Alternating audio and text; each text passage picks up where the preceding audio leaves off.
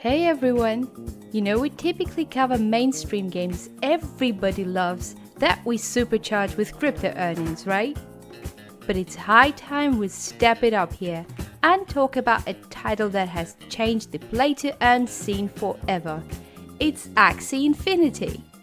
But do you still have doubts about joining the Axie Nation? Then stick around for our Axie Infinity series to help you begin your journey like a champ. In this video, we'll give you expert pointers on Axies themselves and what makes them special.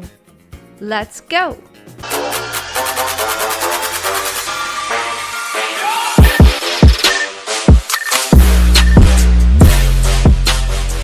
In essence, Axie Infinity lays comfortably somewhere between Pokemon, Final Fantasy, Tamagotchi, and any card-based battle game. The core aspects of Axie Infinity revolve around Axies as breedable pets and Axies as battle units. So let's take a closer look at this one.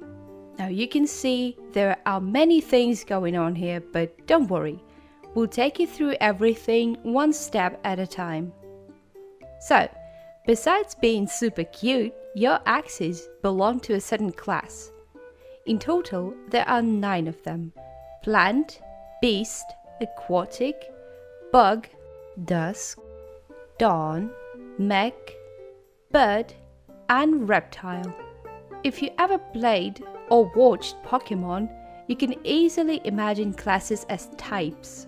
Certain classes are stronger against the others.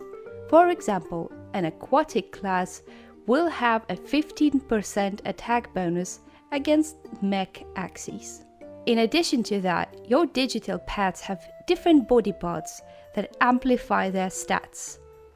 All Axies have 4 of those: health or HP, skill, morale, and speed. Health is pretty self-explanatory. Skill determines how much more damage an Axie would deal during a combo attack in battle. Morale increases Axie's chance to strike a critical hit, and speed indicates your Axie's turn during the battle round. Faster Axies make their moves before the others. Unlike in many other games, in Axie Infinity, you don't start with the default value for every stat. We already mentioned that body parts can add to those.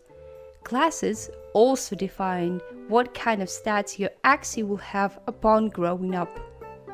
For example, Star, Reptile, and Bug classes are more or less evenly balanced, while Bird class typically has fewer health points but a much higher speed, meaning such Axies are likely to take the initiative in battle. Together with special battle cards, it's obvious that there are a lot of variables for what an Axie can look like and how it performs in a fight. But how do you decide which Axie is better?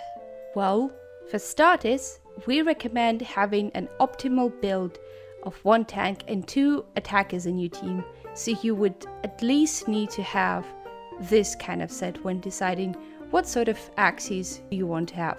A tank would ideally have high health and mostly defensive and healing battle cards. Attackers, on the other hand, must have higher morale and skill. High speed would help a great deal too, but you can almost always turn the battle around in your favor regardless of the order. There is also a market for appearance-focused collectors, so if you're planning on breeding Axies for sale, consider going for pure breeds, meaning Axies with matching body and body parts class, or simply uniquely looking pets. To sum it all up, pay attention to classes of your Axies themselves, their body parts and cards, and do try to get at least 1 tank and 2 attackers for a battle team. Word on the street is, pure plant Axies are amazing tanks. Tune in later for our next part of the series where we cover battle and strategy. And stay playing and slaying. Ciao!